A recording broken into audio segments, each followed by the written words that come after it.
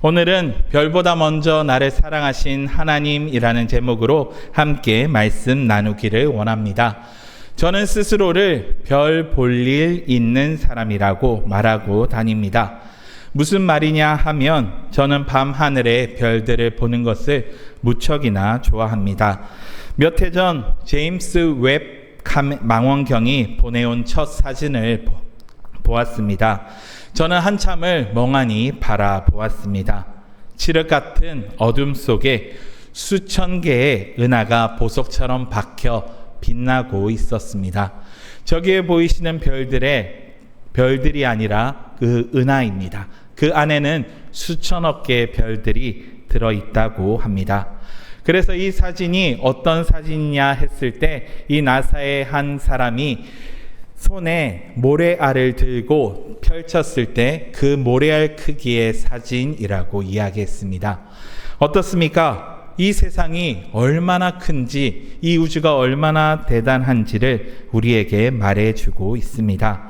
그 광활함 앞에서 저라는 존재는 먼지와 같다고 느껴졌습니다. 그리고 동시에 한 가지 질문이 떠올랐습니다. 이토록 크고 광대한 우주를 지으신 하나님께서 이 작은 나를 아신다고, 나를 사랑하신다고, 이게 정말로 말이 되는 일일까? 사실 이 질문은 저만 한 것은 아닙니다. 수천 년 전 다윗도 똑같이 고백했습니다. 시편 8편의 말씀입니다. 주의 손가락으로 지으신 주의 하늘과 주께서 베풀어 두신 달과 별들을 내가 보니 사람이 무엇이기에 주께서 그를 생각하시며 인자가 무엇이기에 주께서 그를 돌보시나이까. 저 별들을 손가락으로 만드신 분이 도대체 사람이 무엇이기에 이토록 마음을 쓰시냐는 것입니다. 그런데 성도 여러분, 여기에 놀라운 사실이 있습니다. 하나님은 저 별들을 만드시기 전부터 이미 우리를 사랑하셨습니다. 은하가 빛나기 전, 우주가 펼쳐지기 전, 시간이 시작되기도 전에 하나님의 마음속에는 이미 여러분을 향한 사랑이 가득 차 있습니다. 오늘 본문 잠언 8장이 그 사실을 노래하고 있습니다. 많은 분들이 잠언을 그저 세상을 지혜롭게 하는 처세술 정도로만 생각합니다. 그러나 오늘 본문의 지혜는 그렇게 간단하지 않습니다. 이 지혜는 하나님이 세상을 창조하실 때 함께 계셨던 하나님의 지혜요, 하나님의 기쁨입니다. 본문은 그 지혜를 단순한 개념이 아니라 살아있는 한 인격처럼 노래합니다. 창조 이전부터 계셨고 만물을 함께 지으셨고 지금도 우리를 기쁨으로 바라보시는 분으로 말입니다. 그렇다면 이 지혜가 누구이겠습니까? 요한복음 1장은 태초에 말씀이 계시니라고 증언합니다. 골로새서 1장은 만물이 그리스도로 말미암아 창조되었다고 선포합니다. 그러므로 잠언 8장의 이 지혜는 예수 그리스도 안에서 가장 환하게 드러납니다. 예수님은 하나님의 지혜이시며 우리 인생을 떠받치는 참된 기초이십니다. 오늘 이 시간 저 별들보다 나를 먼저 사랑하신 그 사랑 앞에 우리의 마음 문을 활짝 열기를 간절히 소망합니다. 오늘 설교의 핵심을 한 문장으로 선포합니다. 하나님은 내 탄생보다 먼저 나를 사랑하셨고 내 혼돈보다 먼저 경계를 세우셨으며 내 죄보다 먼저 십자가를 준비하셨습니다. 이 은혜를 마음에 새기는 복된 시간 되시기를 간절히 소망합니다.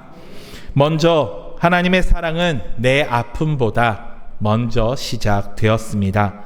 본문의 22절의 말씀을 보시면 여호와께서 그 조화의 시작 곧 태초에 일하시기 전에 나를 가지셨으며 만세 전부터 상고부터 땅이 생기기 전부터 내가 세움을 받았다라고 합니다.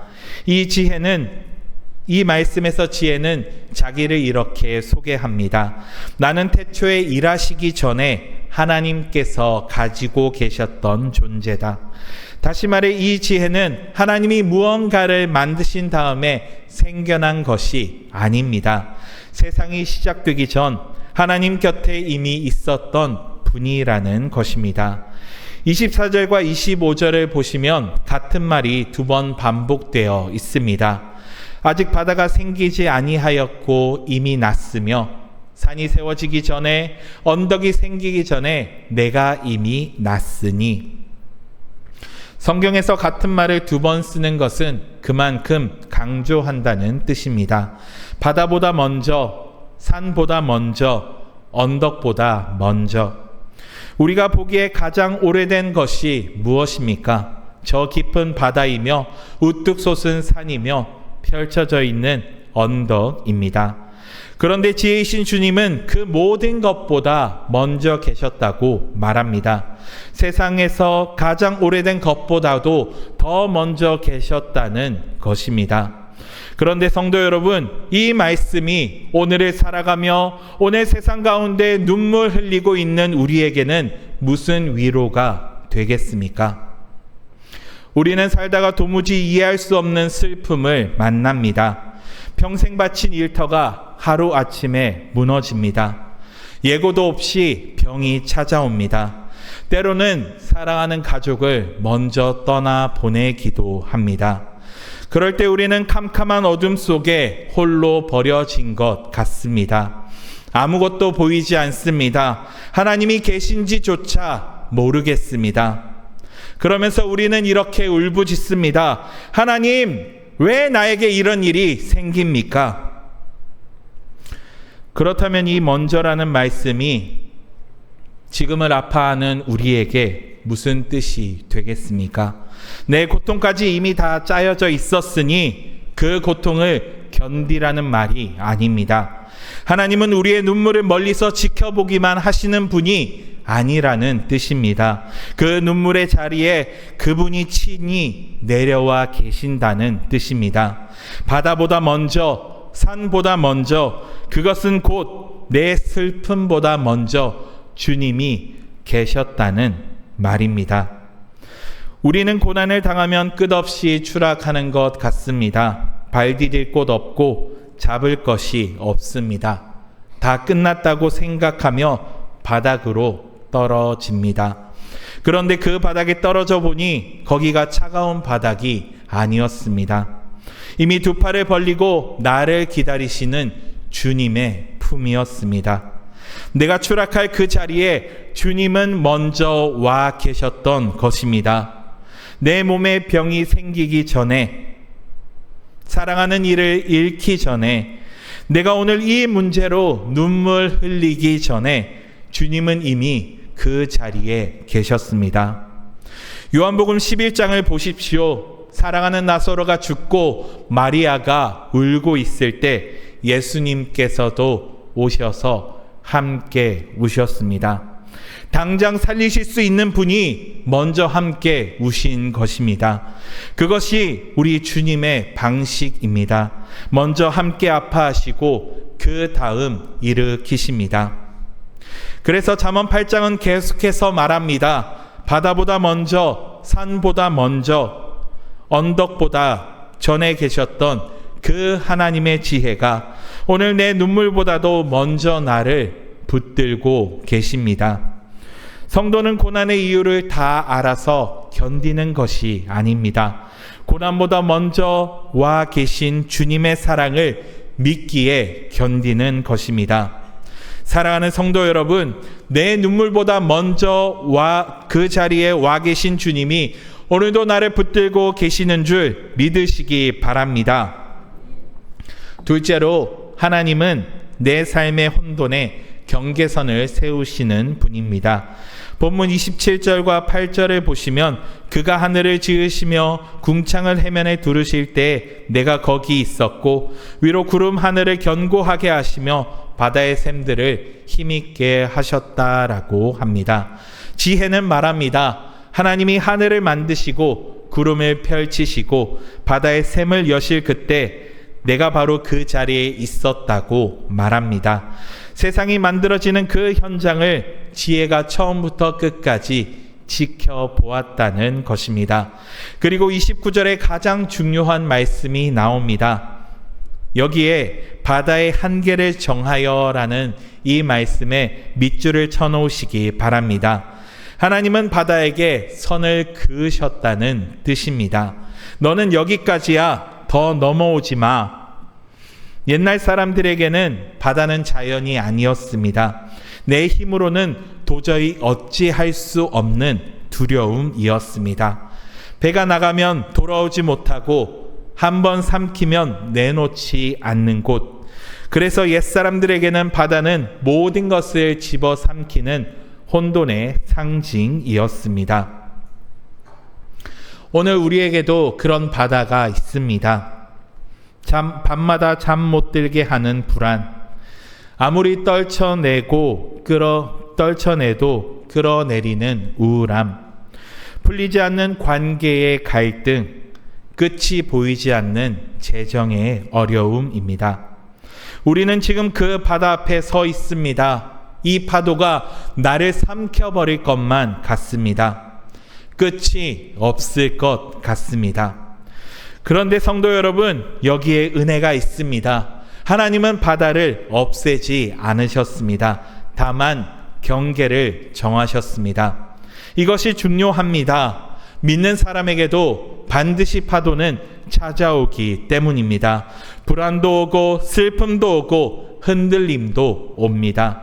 그러나 그것들이 내 인생의 주인이 되지는 못합니다. 하나님이 말씀하시면 파도는 거기서 멈추어야만 합니다. 마치 바닷가에 이런 팻말이 세워진 것 같습니다. 파도는 여기서 멈춘다. 하나님이 그렇게 명령하셨기 때문이다. 거대한 파도가 모든 것을 삼킬 듯 달려오지만 하나님이 그어놓으신 선 앞에서 하얀 거품만 남기고 사라집니다. 왜 그렇습니까? 하나님께서 여기까지다 하고 이미 선을 그어놓으셨기 때문입니다.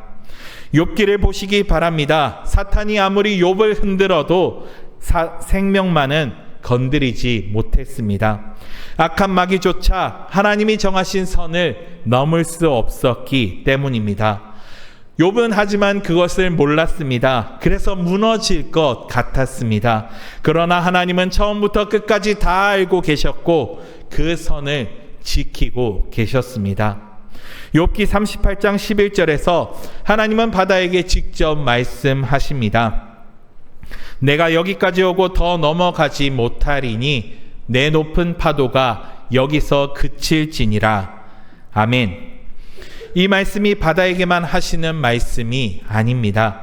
지금 내 삶을 흔드는 그 파도를 향해서도 주님은 똑같이 선포하고 계십니다.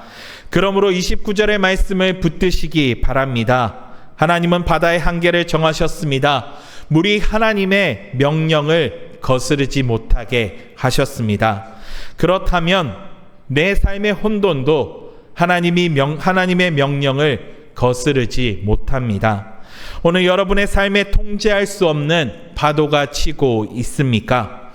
그 바다의 경계를 정하신 하나님만 바라보시기 바랍니다. 주님이 잠잠하라 하시면 내 인생의 파도는 반드시 멈출 줄로 믿습니다. 그 어떤 혼돈도 내 인생의 주인이 될 수 없는 줄 믿으시기 바랍니다.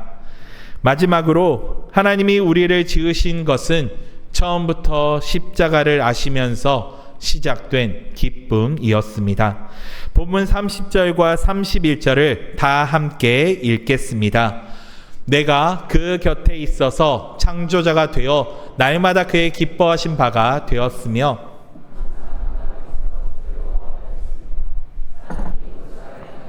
즐거워하며 인자들을 기뻐하였었느니라. 아멘. 먼저 30절을 보시기 바랍니다. 지혜는 날마다 그의 기뻐하신 바가 되었다고 말합니다. 창조의 그 모든 과정이 하나님께는 날마다 기쁨이었다는 것입니다.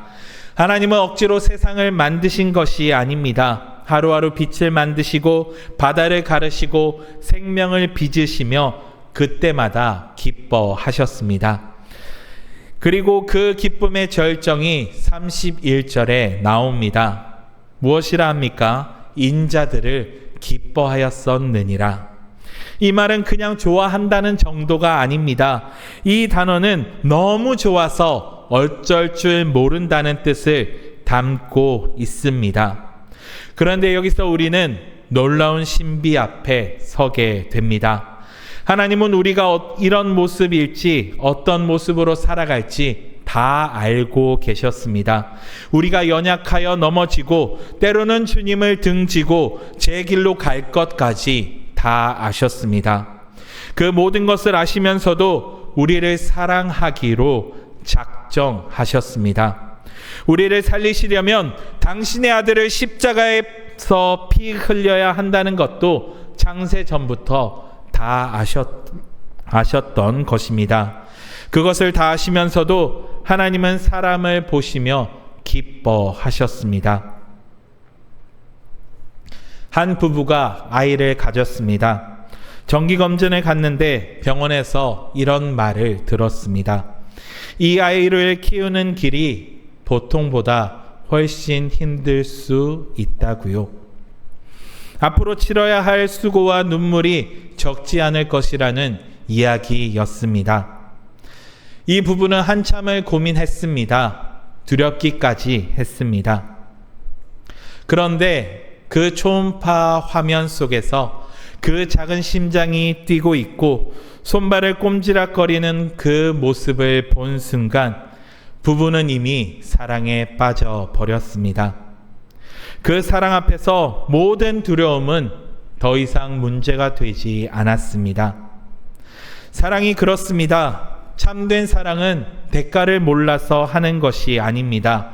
참된 사랑은 대가를 다 알면서도 기꺼이 품는 것입니다. 사랑하는 성도 여러분, 하나님의 사랑이 바로 그러합니다. 하나님은 우리가 무너질 것을 모르지 않으셨습니다. 우리가 죄 앞에서 무너지고 같은 잘못을 반복하고 작은 시련 앞에서 쉽게 흔들릴 것을 하나님은 다 알고 계셨습니다. 그 죄인을 살리려면 독생자의 십자가가 필요할 것도 다 알고 계셨습니다. 그런데도 하나님은 우리를 포기하지 않으셨습니다. 십자가의 대가를 다 아시면서도 우리를 자기 백성 삼으시기를 기뻐하셨습니다. 에베소서 1장 4절은 이렇게 말합니다. 창세전에 그리스도 안에서 우리를 택하사 세상이 여러분을 알기 전에, 여러분이 누군지 알기도 전에 하나님은 이미 여러분의 이름을 마음에 새기고 사랑하셨던 것입니다. 로마서 5장 8절은 또 이렇게 말합니다. 우리가 아직 죄인 되었을 때에 그리스도께서 우리를 위하여 죽으심으로 하나님께서 우리에 대한 자기의 사랑을 확증하셨느니라. 우리가 사랑받을 자격을 갖추기를 기다리신 것이 아닙니다. 여전히 죄인이었을 때 이미 사랑을 확증하셨습니다. 그러므로 31절의 말씀이 우리에게 더 놀랍게 다가옵니다. 하나님은 사람이 거처할 땅을 보시고 즐거워하셨고 저와 여러분을 기뻐하셨습니다. 십자가의 대가를 다 아시면서도 우리를 향한 기쁨을 거두지 않으셨던 것입니다. 창조의 첫날부터 십자가의 그날까지 그 사랑은 한 번도 식은 적이 없습니다. 이것이 복음입니다. 사랑하는 성도 여러분, 내가 잘나서가 아니라 하나님이 먼저 사랑하셨기에 나는 이미 사랑받은 자인 줄 믿으시기 바랍니다. 말씀을 맺겠습니다. 세상은 오늘도 우리에게 속삭이고 있습니다. 너는 더 성공해야 가치가 있어. 너는 더 잘해야 사랑받을 자격이 생겨. 너 자신을 스스로 더욱더 증명해봐.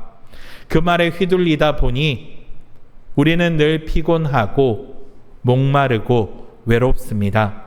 그러나 하나님이 오늘 우리에게 말씀하십니다. 내 아들아 딸아, 너는 증명하지 않아도 된다. 나는 태초부터, 내가 태어나기도 전부터 너를 사랑하였단다. 사랑하는 성도 여러분, 하나님은 내 탄생보다 먼저 나를 사랑하셨습니다. 내 혼돈보다 먼저 경계를 세우셨습니다. 내 죄보다 먼저 십자가를 준비하셨습니다. 그러므로 우리는 증명하기 위하여 사는 사람이 아닙니다. 이미 사랑받은 자로 살아가는 사람입니다. 그런데 성도 여러분, 이 사랑은 나 혼자 품으라고 주신 사랑이 아닙니다. 별보다 먼저 사랑받은 우리가 이제는 그 사랑을 흘려보내는 사람이 되어야 합니다. 지금도 내 곁에는 이 놀라운 사랑을 모른 채 살아가는 사람들이 있습니다. 밤마다 불안의 파도 앞에서 떠는 이웃이 있습니다. 자기를 증명하느라 지쳐버린 친구가 있습니다. 그들에게도 이 소식을 전해야 할 것입니다. 당신이 태어나기도 전부터 당신을 사랑하신 분이 계십니다. 이 말을 들을 때 어떤 분이 떠오르십니까? 그분을 행복전도축제로 인도하시기 바랍니다. 이 축제는 그저 행사가 아닙니다. 받은 사랑을 전하는 우리의 결단인 줄 믿습니다. VIP의 명단을 놓고 날마다 깨어 기도하시기 바랍니다. 그리고 그 손을 잡고 이 자리로 데려오시기 바랍니다. 별보다 먼저 사랑받은 우리가 그 한 사람의 인생을 영원히 바꾸는 귀한 통로가 될 것입니다. 이 사랑을 품고 또 이 사랑을 전하며 다가오는 한 주간 승리하며 살아가시는 저와 여러분이 되시기를 간절히 소망합니다.